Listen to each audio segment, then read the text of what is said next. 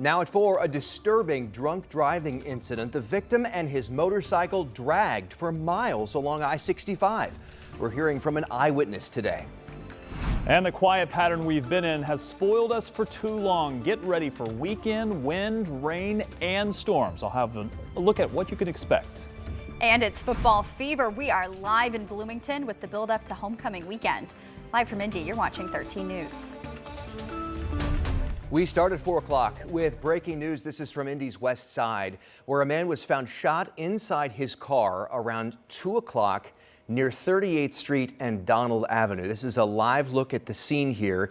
You can see the crime lab on scene, a number of officers still there canvassing the scene, and what looks to be the crime scene cordoned off with yellow crime scene tape there on the left. The victim rushed to a hospital in critical condition, and we're told he later died from his injuries. At this point, police believe the victim drove to this location after being shot near 38th and Georgetown.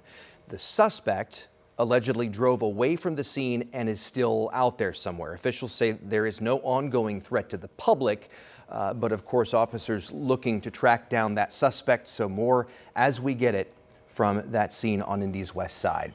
Good afternoon. Thanks for joining us at 4 o'clock. I'm Dustin Grove. And I'm Jenna Webster in for Felicia. A Greenwood man is out of jail on bond this afternoon, accused of killing a man in a disturbing motorcycle crash last Friday. Court documents say the 20-year-old was driving drunk when he hit the motorcyclist on I-65. And investigators say the driver then continued on with the motorcycle stuck in the front of his car to the next exit.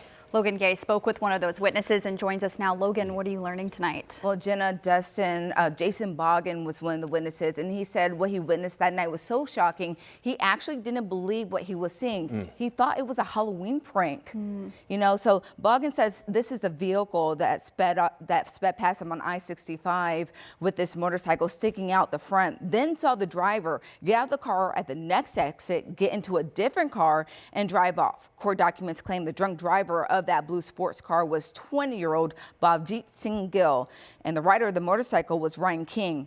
According to court documents, Gill may have been going around 100 miles per hour before hitting King.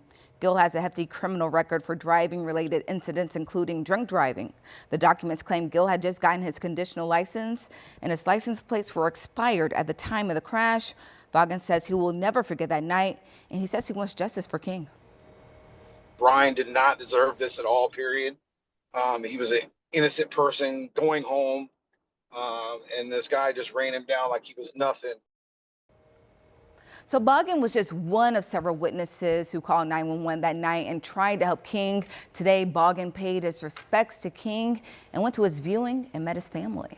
Just incredible to see those pictures from that accident. Disturbing to see those images and hear those details. All right, Logan, thank you.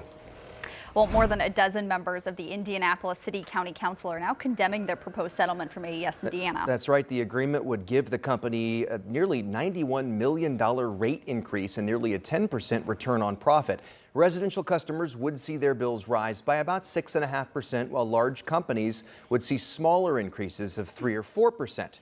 Councilor Rena Allen says the settlement ignores the financial strain families are under, gives corporations a break, and rewards a utility that continues to fall short on service. More on this story at WTHR.com. Yeah, and there's a lot developing with that story, too. Hundreds of casino workers are now off the job today and on strike.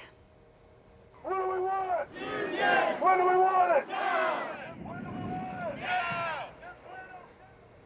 Now, these are some of the 200 dealers from the Horseshoe Casino in Shelbyville. They were scheduled to vote to join the local 135 union today. However, the ongoing government shutdown delayed that vote indefinitely.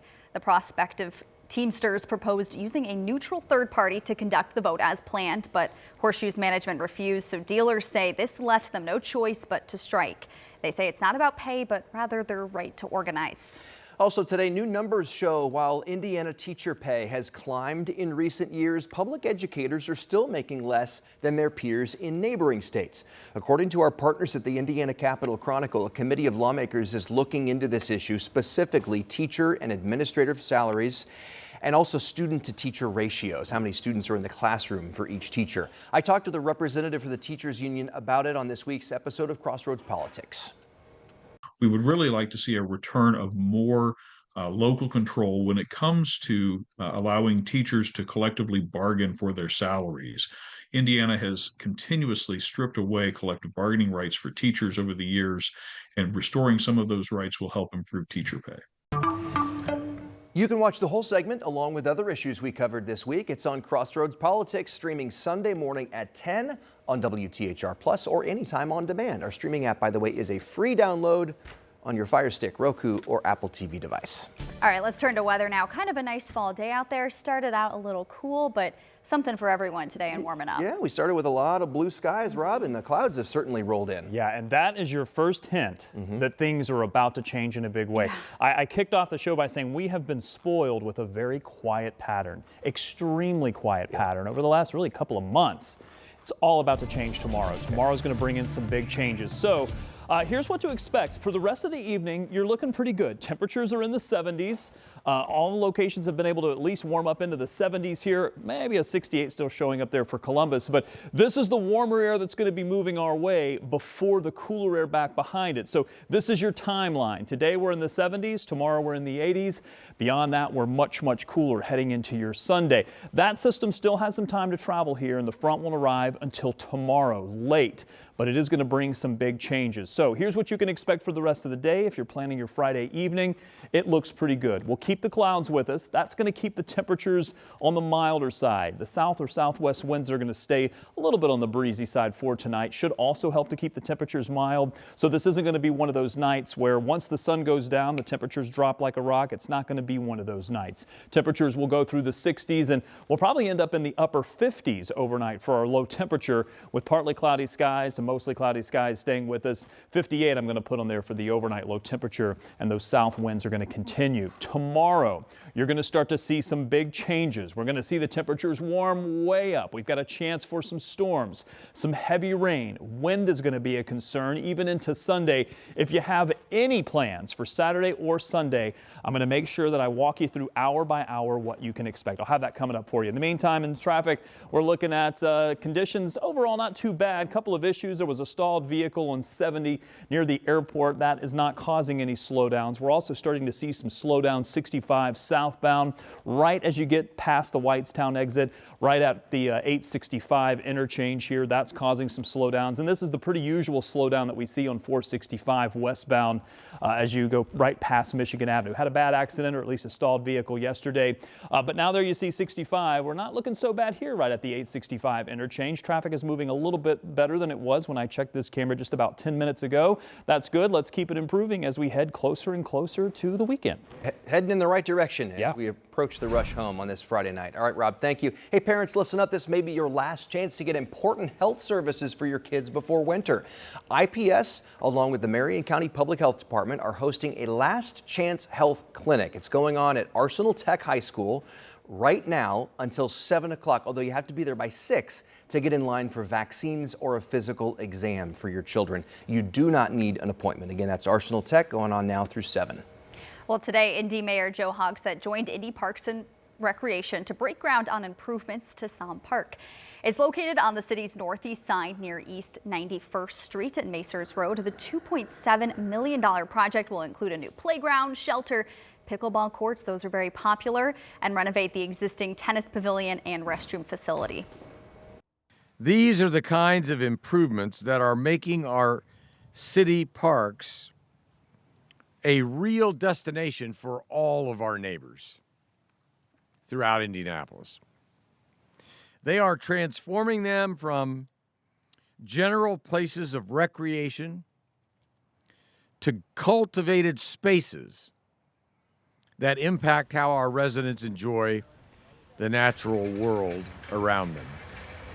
More than 40 Indy parks are currently under or pending the start of construction as part of an investment of over $150 million in upgrades to city parks. Wow, good to see more pickleball courts. Yeah, those are going to be popular. Aren't they? Well, it is Friday afternoon. That means it is almost time for Operation Football. And it's been a great season so far. And this week, Bloomington South is hosting Center Grove.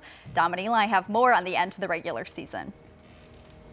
Operation Football Sunrise kickoff sadly and officially has come to an end. That means the regular season of Operation Football is almost over. This week, the last week, this award will be delivered next week. Don't you worry. But we have a great slate tonight. We're actually getting down south for our game of the week, giving Bloomington some love. Yeah, Bloomington South taking on Center Grove. Both teams in their respective classes, they can score points and they can keep opponents off of the scoreboard as well. Both top 5 in their respective classes and both making a push for a state title this year. Bloomington South 8-0.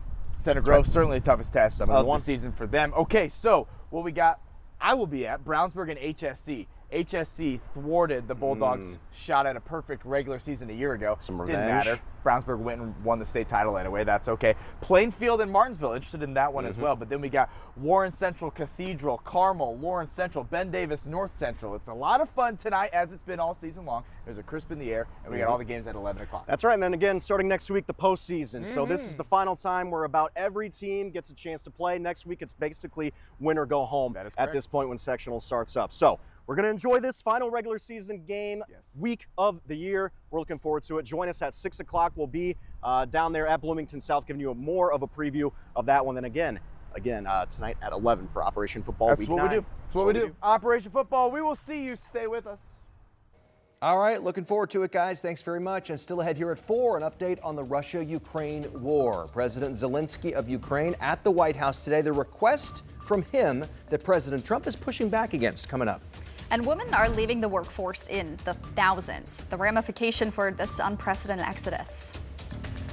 And I said it earlier, if you have plans tomorrow, maybe you're interested in the IU game, you're going to want to pay attention. Lots of rain expected for this weekend, including some windy conditions. I'm going to break it all down for you coming up.